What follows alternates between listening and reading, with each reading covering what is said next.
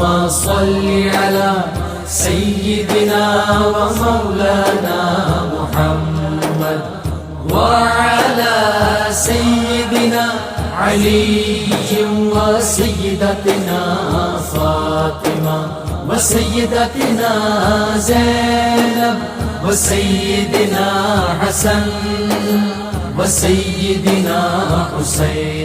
اعوذ باللہ من الشیطان الرجیم. بسم اللہ الرحمن الرحیم.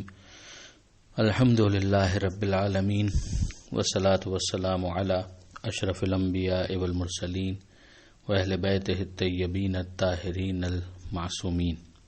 اما بعد. سورہ مبارک اعراف آیت نمبر 188 سے آیت نمبر 195، 188 سے 195. ارشاد پروردگار ہوتا ہے، قل اے حبیب کہہ دیجئے، لا املکو لنفسی نفعا ولا ضرہ، میں نہیں قدرت رکھنا اپنے لیے کسی نفع اور نقصان پر، الا ما شاء اللہ، مگر جو اللہ چاہے. یہ جو اللہ چاہے کی استثناء یہاں پر ہمیں نظر آتی ہے، وہی اس بات کو سمجھا دیتی ہے کہ نبی کے پاس جو کچھ بھی ہے وہ پروردگار کی طرف سے ہے. خود ہم لوگ بھی اگر ذاتی طور پر اپنے آپ کو آبزرو کریں تو ہم اپنے فائدے اور نقصان کے لیے ہاتھ پیر مارتے ہیں، کوشش کرتے ہیں، مگر ہمارا بھی معاملہ یہی ہے کہ کوشش کرنا ہمارے اختیار میں ہے، اور ہماری ان کوششوں کو منطقی نتیجے تک پہنچانا یہ پروردگار ہی کے ہاتھ میں ہے. انسان کو اگر کسی نقصان کا اندیشہ ہوتا ہے وہ اسے بچنے کی کوشش کرتا ہے. اگر کوئی حملہ کرے تو انسان اس حملے سے بچنے کے لیے، اپنے دفاع کے لیے کچھ نہ کچھ ایفرٹس کرتا ہے. وہ ایفرٹس کرنا اس کی ذمہ داری ہے، اس لیے کہ پروردگار نے اس کو زیرو پر نہیں رکھا. پروردگار نے اس کو عقل دی ہے، اس کو صلاحیت دی ہے، ان صلاحیتوں کو وہ استعمال کرتا ہے اپنے نفع اور اپنے نقصان کے لیے. مگر یہ اس کے ذہن میں ہونا چاہیے کہ یہ نفع اور نقصان کے حوالے سے جو صلاحیتیں اس کے پاس موجود ہیں، نفع حاصل کرنے کی اور نقصان سے بچنے کی، یہ صلاحیتیں پروردگار کی دی ہوئی ہیں. جو کوشش بھی وہ کرے گا ان کو کلک کرنے کا آخری انتظام جو ہے وہ پروردگار ہی کے ہاتھ میں ہے.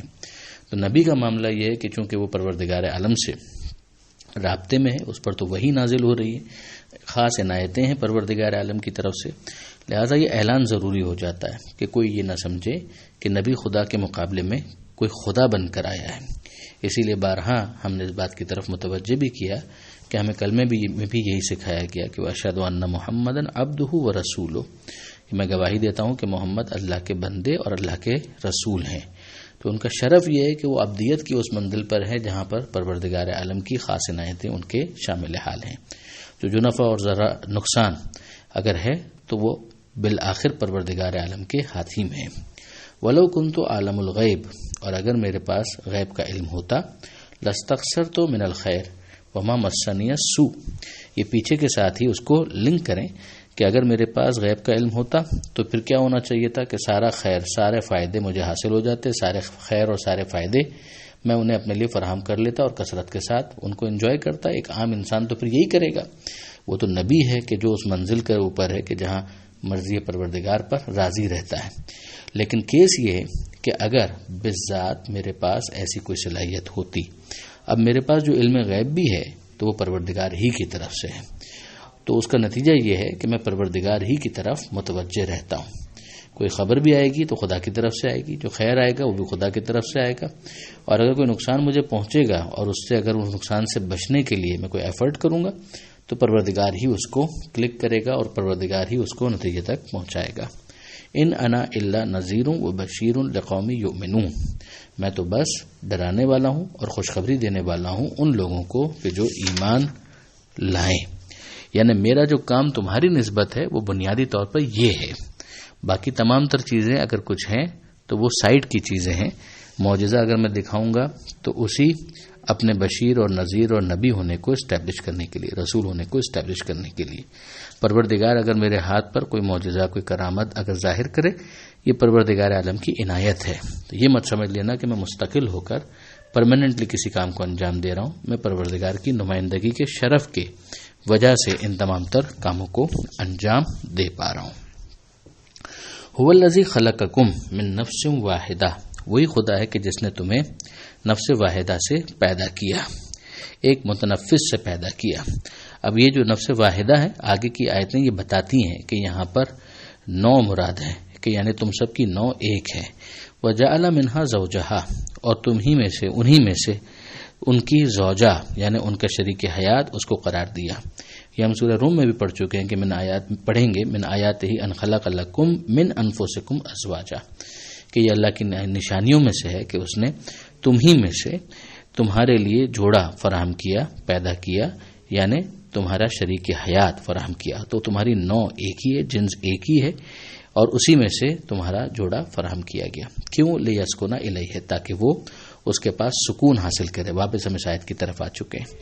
تو اب پھر پروردگار عالم جو بطور مجموعی جو ہو جاتا ہے بہت سارے افراد کا طریقہ کار، اگر وہ خدا پر ایمان نہیں رکھتے تو کیفیت کیا ہوتی ہے، اور آخر میں کیفیت کیا بن جاتی ہے، اس کو ڈسکس کیا جا رہا ہے۔ فلما تغشاها حملت حملا خفیفا، تو جب مباشرت کے نتیجے میں، جب مباشرت ہوتی ہے، ازدواجی تعلقات قائم ہوتے ہیں، حملت حملا خفیفا، تو اس کے نتیجے میں وہ خاتون، وہ بیوی، وہ ایک ہلکے سے بوجھ کو اٹھا لیتی ہے، جو ابتدا میں ظاہر ہے کہ جو پریگننسی ہے اس کا گویا پتہ بھی نہیں چلتا۔ فمرت بھی، اور وہ چلتی رہتی ہے، یعنی اس کے ساتھ اپنے نارمل جو کام ہے وہ کرتی رہتی ہے۔ فلما اسقلت، اور جب اس کا وزن بڑھ جاتا ہے، اس کے اندر ایک سنگینی آ جاتی ہے، تو دعوا اللہ ربہما، تو وہ دونوں اپنے خدا کو، اپنے پروردگار کو پکارتے ہیں، یعنی اپنے پروردگار کی طرف متوجہ ہو جاتے ہیں۔ لئن آتیتنا صالحا، کہ اگر تو نے ہمیں ایک صالح اولاد عطا کر دی، لنکونن من الشاکرین، تو یقیناً ہم تیرے شکر کرنے والے بندے بنیں گے۔ فلما آتاہما صالحا، اور جب اللہ نے ان دونوں کو ایک صالح فرزند یا بیٹا بیٹی عطا کر دیا، جعل لہ شرکاء، تو وہ اس کے ساتھ شریک بنا لگتے ہیں، فیما آتاہما، اس میں کہ جو اللہ نے ان کو عطا کیا۔ فتعالی اللہ عما یشرکون، تو اللہ بالاتر ہے اس سے کہ جو وہ شرک کرتے ہیں۔ اب یہاں پر آپ غور کیجئے کہ ابتدا میں 2 کا ذکر کرتے ہوئے پھر پروردگار عالم نے جمع کا صیغہ استعمال کیا۔ اس سے سمجھ میں یہ آ جاتا ہے کہ پروردگار عالم بطور مجموعی جو بہت سے معاشروں کے اندر جہاں توحید غالب نہ ہو اور وہاں ڈھل مل یقین کا معاملہ ہو، تو وہاں پر پھر یہ والی جو کیفیت ہوتی ہے اس کو سمجھا رہا ہے کہ جب مشکل ہوتی ہے، پریشانی ہوتی ہے، تو وہ اللہ کی طرف بھی متوجہ ہو جاتے ہیں، جو ان کی فطری آواز ہوتی ہے ان کے دل کی، مگر جب ان کا کام نکل جاتا ہے تو پھر گویا وہ پروردگار عالم کو اگنور کر دیتے ہیں اور نظر انداز کر دیتے ہیں، اور پروردگار کے ساتھ کسی اور کو شریک ٹھہرانے لگتے ہیں، بتوں کی طرف متوجہ ہو جاتے ہیں اور کہنے لگتے ہیں کہ یہ تو اس بت کا مجھ پر احسان ہے، جو کہ بہت ہی نامناسب انداز ہے۔ فتعالی اللہ عما یشرکون، تو اللہ بالاتر ہے اس سے کہ جو یہ لوگ شرک کرتے ہیں۔ بعض ایسی کمزور، ضعیف، ناقابل قبول روایات کہ جس کے اندر جناب آدم علیہ السلام اور جناب حوا سلام اللہ علیہا ان کی طرف اس بات کو منسوب کیا گیا کہ ان کا اس میں ذکر ہو رہا ہے، تو قرآن کی آیت میں تو کوئی ایسا ذکر ہے ہی نہیں، مگر بعض اس طرح کی روایتیں ہیں جو بہت ہی ضعیف، ناقابل قبول ہیں، اور جو نبوت کی شان کے بھی مطابق نہیں ہیں، اور سندن بھی بالکل بے سند ہیں، یعنی ان کی سند کے اندر بہت سے اشکالات وارد ہیں، لہذا وہ قابل قبول نہیں ہے۔ ساری بات جو ہے بطور مجموعی یہاں پر سمجھ میں آ جاتی ہے کہ ان کا یہ کہنا کہ تو ہمیں صالح فرزند عطا کر، یہ خود جملہ بتا رہا ہے کہ معاشرے کے اندر وہ دیکھ رہے ہیں دوسرے افراد کو کہ جہاں پر صالح اور غیر صالح دونوں طرح کی اولادیں ہو رہی ہیں، اور پھر وہ یہ دعا مانگ رہے ہیں، تو یہ دعا کا انداز بھی خود بتا رہا ہے کہ ایک ایسے معاشرے کی بات ہو رہی ہے کہ جہاں پر بہت سی فیملیز موجود ہیں۔ جناب آدم اور جناب حوا سلام اللہ علیہا جب تھے تو کہاں کوئی فیملی موجود تھی۔ پھر اس کے بعد آپ دیکھیں گے مسلسل یہ جمع کے صیغے آگے بڑھیں گے۔ ایشرکون ما لا یخلق شیئا، کیا وہ شریک کرتے ہیں انہیں جو کسی چیز کو پیدا نہیں کر سکتے، وہم یخلقون، اور وہ تو خود پیدا کیے جاتے ہیں، ولا یستطیعون لهم نصرا، اور نہ وہ ان کی کچھ مدد پر قدرت رکھتے ہیں، ولا انفسهم ینصرون، اور نہ خود اپنی مدد کرتے ہیں۔ یعنی یہ بتوں کا جو معاملہ ہے ان کو تم کہاں خدا کے سامنے، خدا کے مقابلے پر لے آتے ہو، وہ تو ساکت جامد، کوئی حیثیت نہیں ہے۔ وَإِن تَدْعُوهُمْ إِلَى الْهُدَى لَا يَتَّبِعُوكُمْ، اور اگر تم انہیں ٹھیک راستے کی طرف دعوت دو تو وہ تمہاری پیروی نہیں کریں گے۔ سواء علیکم ادعوتموہم ام انتم صامتون، برابر ہے کہ تم انہیں دعوت دو یا تم خاموش رہو، یعنی یہ لوگ گویا نگاہ پروردگار میں لاسٹ کیسز ہیں۔ ان الذین تدعون من دون اللہ عباد امثالکم، یقیناً یہ جن کو تم پکارتے ہو اللہ کو چھوڑ کر، وہ تمہارے ایسے اللہ ہی کے بندے ہیں، عباد امثالکم، وہ بھی بندے ہیں اللہ کے، یعنی مخلوقات کے اندر کون ہے زمین و آسمان میں جو کہ اللہ کی عبدیت سے خالی ہو، کوئی زبان حال سے، کوئی زبان مقال سے، لیکن بہرحال پروردگار عالم کی مخلوق ہونے اور اللہ کے عبد ہونے کا اظہار کسی نہ کسی طریقے سے ہو رہا ہے۔ فَادْعُوهُمْ فَلْيَسْتَجِيبُوا لَكُمْ إِن كُنتُمْ صَادِقِينَ، تو پکارو ان کو اگر وہ تمہاری اس پکار کا جواب دے سکیں، اگر تم سچے ہو، یعنی جب ہم جانیں کہ وہ تمہاری اس پکار کا جواب دیں اگر تم سچے ہو۔ اب سیدھی سی بات ہے کہ وہ جو بت ہیں ان کا تو معاملہ ہی ایسا ہے، آگے اور بھی وضاحت آ رہی ہے کہ یہ بتوں ہی کے بارے میں بات ہو رہی ہے، اس لیے کہ ان کی جو صفات بیان ہو رہی ہے بہت واضح ہے۔ اللہم ارجلن یمشون بہا، کیا ان کے پیر ہیں جن سے وہ چلتے ہیں؟ یعنی ایک طرح سے تم اپنے آپ کو غور کرو تو تم ان سے بہتر ہو کہ تمہارے جو پیر ہیں تو تم تو ان پیروں کو حرکت دے کر کچھ نہ کچھ چل سکتے ہو۔ ان کے جو پیر بنائے بھی گئے ہیں تو ان پیروں سے وہ چل تو نہیں سکتے، وہ تو مورت ہے، ایک بت ہے، اس آئیڈل، اس کے جو پیر بنا دیے گئے ہیں تو وہ تو بس ایک شو پیس کے طور پر ہے، اس سے چل تو نہیں سکتا وہ۔ ام لہم ایدن یبطشون بہا، کیا ان کے ہاتھ ہیں کہ جن سے جھپٹ کر کچھ اٹھا سکیں؟ یعنی ان کی آنکھیں بھی بس ایسی ہی ہیں ایک شو پیس کی طرح سے، اور ان کے ہاتھ جو ہیں وہ بھی ایسے ہی ہیں۔ ام لہم اعین یبصرون بہا، کیا ان کی آنکھیں ایسی ہیں کہ جن سے یہ دیکھ سکیں؟ تو نہ ان کے پاس چلنے والے پیر ہیں، نہ اٹھانے کے لیے ہاتھ ہیں، نہ ان کے لیے دیکھنے والی آنکھیں، یہ پورا شو پیس ہے جو تم لوگوں نے بنا لیا ہے۔ ام لہم آذان یسمعون بہا، کیا ان کے پاس ایسے کان ہیں کہ جن سے یہ سن سکیں؟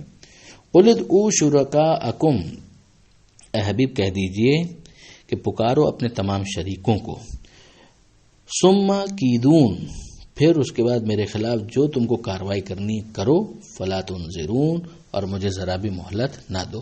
یعنی اگر یہ کچھ کر سکتے ہیں تو ان کے ذریعے سے میرے خلاف جو تم کو کرنا ہے تم کر لو، ان کے بس میں کچھ بھی نہیں ہے۔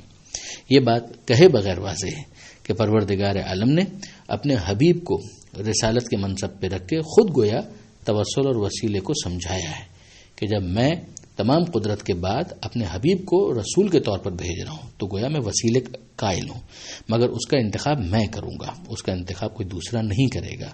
تمہارے خود ساختہ خداؤں کے بس میں بھی کچھ نہیں ہے، اور تمہارے خود ساختہ شرکا کے بس میں بھی کچھ نہیں ہے، اور تمہارے خود ساختہ وسیلوں کے بھی بس میں کچھ نہیں ہے۔ تم اپنی طرف سے اگر کسی کو رسول بھی بنا دو گے کہ یہ اللہ کا رسول ہے تو تمہارے کہنے سے وہ رسول نہیں بنے گا۔ تم اگر کسی کو امام بنا دو گے تو تمہارے کہنے سے وہ امام نہیں بنے گا۔ تم اگر کسی کو وسیلہ بنا دو گے تو تمہارے کہنے سے وہ وسیلہ بھی نہیں بنے گا۔ اگر کسی کو رسول بنانا ہے خدا انتخاب کرے گا، اگر کسی کو امام بنانا ہے خدا انتخاب کرے گا، اگر کسی کو وسیلہ بنانا ہے خدا انتخاب کرے گا۔ یہ انتخاب پروردگار کا ہے، تمہارا انتخاب نہیں ہے۔ اور یہ طے شدہ بات ہے کہ پروردگار عالم کے ساتھ شریک تو کوئی بھی نہیں ہوگا، تمام تر عظمتوں کے باوجود وہ وسیلہ ہو سکتا ہے، رسول ہو سکتا ہے، امام ہو سکتا ہے، مگر ولی اللہ ہوگا، اللہ کا شریک نہیں ہوگا، رسول اللہ ہوگا، رسول کا شریک نہیں ہوگا، وسیلہ ہوگا، خدا کا شریک نہیں ہوگا۔ یہ بنیادی بات ہے، جس کو سمجھ لیا جائے تو انسان افراط اور تفریط سے بچ کر یعنی نہ اس ایکسٹریم پر جائے نہ اس ایکسٹریم پر، اور بیلنس کو سمجھ بھی سکتا ہے اور قرآن کی اسپرٹ کو محسوس بھی کر سکتا ہے۔ پروردگار عالم سے دعا ہے قرآن سمجھنے اور عمل کی توفیق عطا فرما، اور وارث قرآن امام زمانہ کے ظہور میں تعجیل فرما۔ وآخر دعوانا ان الحمد للہ رب العالمین، والسلام علیکم ورحمۃ اللہ وبرکاتہ۔